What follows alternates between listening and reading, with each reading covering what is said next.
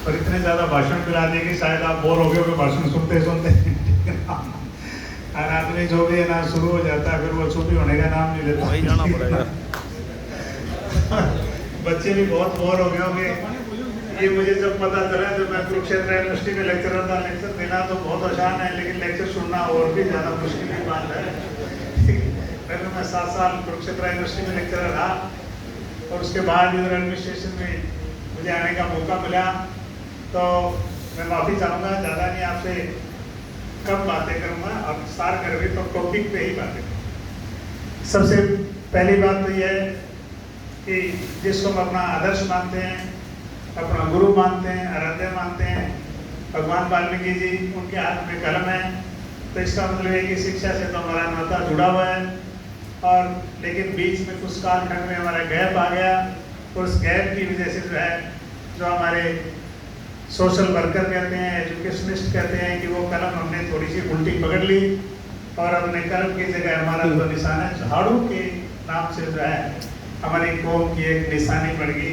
और हमारा सिंबल है वो है, जो लोग हमें शुगर वाले जो है ना उसको याद करते हुए हमारी बस्ती का सिंबल बन गया। लेकिन कोई बात नहीं, अब जब पिछले 10 साल का आकलन करें आज से, जैसे भविष्य की बात की है, तो 10 साल पीछे का देखें, अपने इतिहास को, आज का देखें और आगे का 10 साल का देखें, तो इन 10 साल में हमने बहुत सी तरक्की करी है। कल ही हमने एक छोटा सा प्रोग्राम किया था जिसमें बेदी साहब आए थे, समाज के सारे गणमान्य व्यक्ति थे। तो उसमें जब मैंने लोगों को इनवाइट किया, तो उसमें एडवोकेट भी थे, हमारे प्रोफेसर भी थे, हमारे डॉक्टर भी थे, और हमारे जो पॉलिटिशियन हैं जैसे हमारे MC साहब भी थे, और जर्नलिस्ट, हमारे सारे समाज के अच्छे अच्छे थे। आज हमारे समाज में मतलब अच्छे लोगों की कमी नहीं, समाज ने नो डाउट है तरक्की करी है।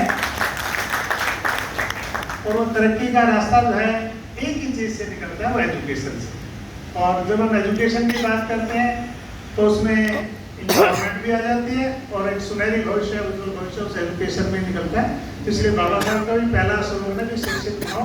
तो शिक्षित बनने से ही सारे रास्ते जो है वो हमारी एक पूंजी है, सारी तरक्की की, सारी हमारी खुशहाली की। अब रही बात कि एजुकेशन से तो एजुकेशन, पढ़ाई लिखाई की बात करते हैं, तीसरे नौकरी पैसे की बात करते हैं, सिर्फ उस एजुकेशन तो हमें लेनी पड़ेगी। एक आदमी बहुत ज़्यादा ज्ञानवान और उस पर डिग्री ना हो तो उसका मान सम्मान भी नहीं होता। जो है एकेडमिक क्वालिफिकेशन होना बहुत जरूरी है, लेकिन एकेडमिक क्वालिफिकेशन के साथ साथ हमारे व्यक्तित्व का ओवरऑल डेवलपमेंट भी बहुत ज़्यादा जरूरी है।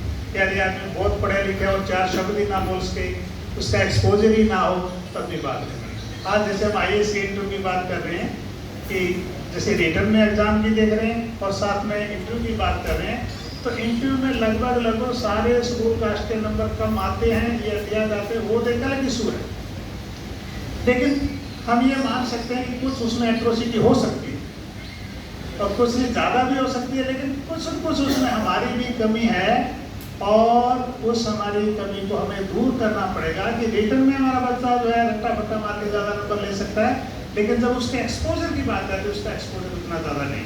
आज भी हमारे स्टेट सेक्रेटरी ने मुझसे बात की कि बेटी को वहाँ से बुलाया जाए, यहाँ से, तो मैंने कहा कि बेटी को स्टेज से बोलने का मौका दिया जाए ताकि उसका एक्सपोजर, तो हमें एक एक्सपोजर को डेवलपमेंट करना पड़ेगा।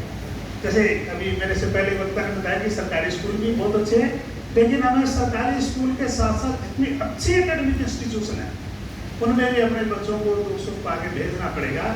जैसे हिसार के अंदर जिंदल स्कूल है, वो बहुत अच्छे अच्छे स्कूलों में जो बच्चों को एजुकेशन देंगे, चाहे हमें दूध पाना पड़े, चाहे हमें उसके लिए भोजन कम करना पड़े। बाबा साहब ने जो कहा है, एक मैंने जो IAS की कोचिंग में उसने कहा है, चाहे पेट से भूखा रहे, चाहे पाँव में चप्पल ना हो, लेकिन हाथ में किताब होनी जरूरी चाहिए।